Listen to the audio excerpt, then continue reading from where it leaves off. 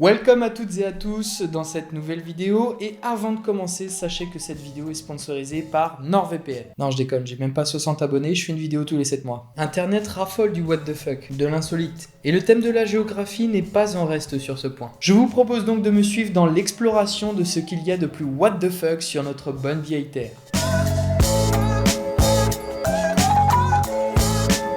Qui est-ce qui invente le nom des villes? Non, parce que j'ai trouvé une petite compilation de villes françaises avec des noms insolites sur internet. Mention spéciale à Susville, Puteville et Salpice qui sont mes favorites. Juan Sebastián Elcano. Ça vous dit rien? Bah c'est le premier homme à avoir fait le tour du monde. Non, parce qu'on dit Magellan, tout ça, il était amiral, explorateur, il a donné son nom à un détroit, il a nommé l'océan Pacifique, mais il l'a jamais fini son tour du monde. Non, le gars s'est fait buter en chemin. Non, il estimait qu'attaquer des indigènes à 60 hommes contre environ 1500, ça allait passer. Honnêtement, je pense qu'il avait un peu pris la confiance, le type. Tout ça pour dire que c'est le petit Juan qui a ramené le dernier bateau de l'expédition, avec seulement 21 bonhommes restants sur les 242 départs. Alors s'il vous plaît, souvenez-vous de son nom. Elcano, le mec qui fait la voix du GPS. Est-ce que ça lui est déjà arrivé de se perdre parce qu'il s'était indiqué le mauvais chemin? Il a fallu plusieurs centaines d'années à l'église pour admettre que la Terre tournait autour du Soleil. Juste soyez indulgents avec les platistes, il leur faudra encore peut-être quelques centaines d'années afin d'admettre que la Terre est ronde. Ou un peu moins, j'espère. D'ailleurs, comment ils font les platistes chrétiens? Non, parce que ça fait un moment que le Vatican a admis que la Terre était ronde. Comment ils font? New York avant s'appelait la Nouvelle Angoulême. Si, ça vient de notre bonne vieille France. Soit dit entre nous, ils ont bien fait de changer. Non, parce que j'aurais pas acheté un t-shirt des Nouvelles Angoulême Knicks, sinon. Et puis merde, qu'est-ce qui ressemble moins à New York qu'Angoulême? Vous voyez la mer Caspienne? Bah en fait c'est un lac. Le plus grand lac du monde quand même. Un lac d'eau salée.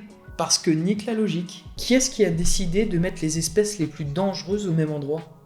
Ah si, ça existe. Ça a même un nom. Ça s'appelle Australie. Je pense que les mecs étaient conscients que toutes ces espèces étaient mortelles pour l'homme. Du coup, ils ont foutu tout ça sur une île à l'autre bout du monde en pensant que personne n'allait s'y installer. Les cons. Voici l'euro avec un E barré, la livre sterling avec un L barré, le yen avec un Y barré, et le dollar avec un putain de S barré. C'est quoi votre problème avec l'alphabet, les ricains? Si jamais vous allez en Thaïlande, n'hésitez pas à passer par sa capitale, Bangkok. Enfin, son vrai nom c'est... กรุงเทพมหานครอมรรัตนโกสินทร์มาอินทาราชอยุธยามหาดิโลกปอบโนฟาราชราชธานีบุรีรัมย์อุดมราชนิเวศน์มหาสถานอมรปิมันอวตารสาธิตสักกทัตติยาวิษณุคัมพราส Enfin, Bangkok, ça marche aussi. Hein. Dans le même genre, il y a une montagne en Nouvelle-Zélande qui s'appelle comme ça.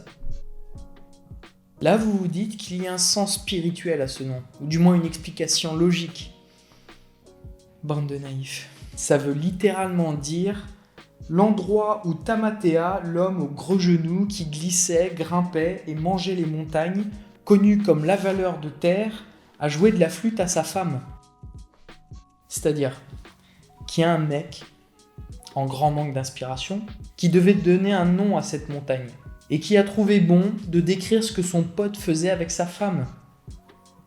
Mais heureusement qu'il lui jouait que de la flûte, hein? Il y a une AK-47 sur le drapeau du Mozambique. C'est une information comme ça, vous en faites ce que vous voulez. Ok, donc les habitants de Saint-Étienne s'appellent les Stéphanois. Mais putain, où est-ce que t'entends le changement de prénom? D'où ça vient Stéphane? Y a pas Stéphane dans Saint-Étienne, merde! Vous n'avez jamais vu Big Ben et vous ne la verrez certainement jamais. Je m'explique. Big Ben est le nom de la cloche de 13 tonnes à l'intérieur de la tour du palais de Westminster et non la tour en elle-même. Et seuls les résidents britanniques peuvent la visiter avec une autorisation.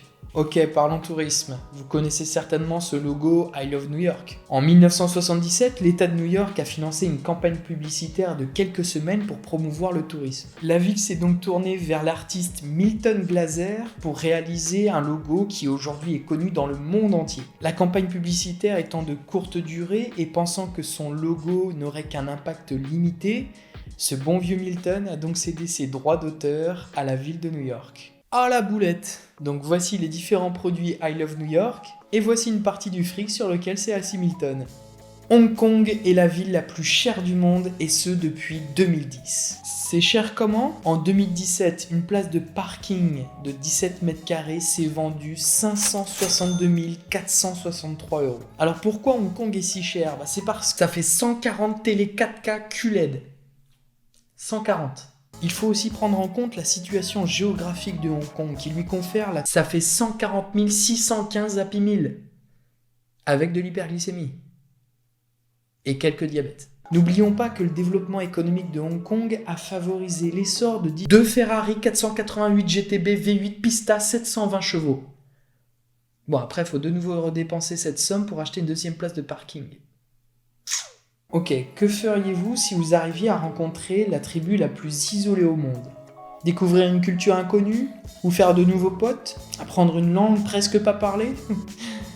Que vous êtes innocent. Non, vous risquez juste de mourir. C'est malheureusement ce qui est arrivé à John Shaw sur l'île de North Sentinel, habitée par les Sentinelles, qui sont réputés pour être le peuple le plus isolé au monde. L'État indien a même interdit à quiconque de s'approcher de l'île à moins de 5 km.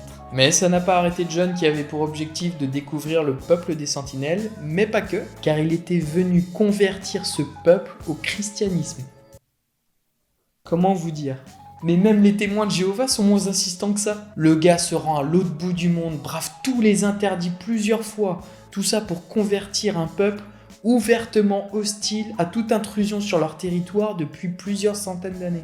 J'aime à penser que la dernière chose qui lui soit passée par la tête, hormis une volée de flèches, ce soit de se dire « Putain, mais quelle connerie j'ai fait de venir ici, moi !» Est-ce qu'on peut être britannique et misogyne ? Non, parce que ça fait 67 ans que vous avez une femme à la tête du pays, les gars.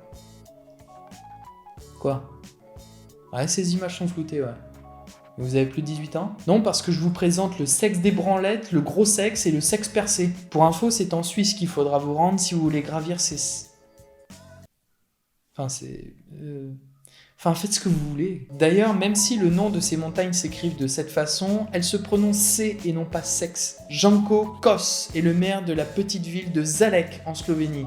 Et c'est le maire que tout le monde souhaite avoir. Pourquoi ? Mais parce qu'il fait construire des fontaines à bière en plein centre de sa ville, bitch. Putain, mais venez importer le concept à Paris, vous êtes sûr que 20 minutes après l'installation, il y a déjà un concours de lancer de nains en porte-jartel ? Merci d'être de plus en plus nombreux à me suivre et sachez que vous avez tous un pouvoir, c'est celui de me donner de la motivation et de continuer à faire ce genre de vidéos. Il vous suffit tout simplement de vous abonner, de liker la vidéo, de la partager sur vos réseaux sociaux, d'en parler autour de vous tout simplement, ou bien d'aller harceler vos voisins en leur montrant cette vidéo 342 fois de suite. Ouais. Et si vous voulez rester au courant de ce que je fais, n'hésitez pas à activer la cloche et à me suivre sur les réseaux. Allez, ciao!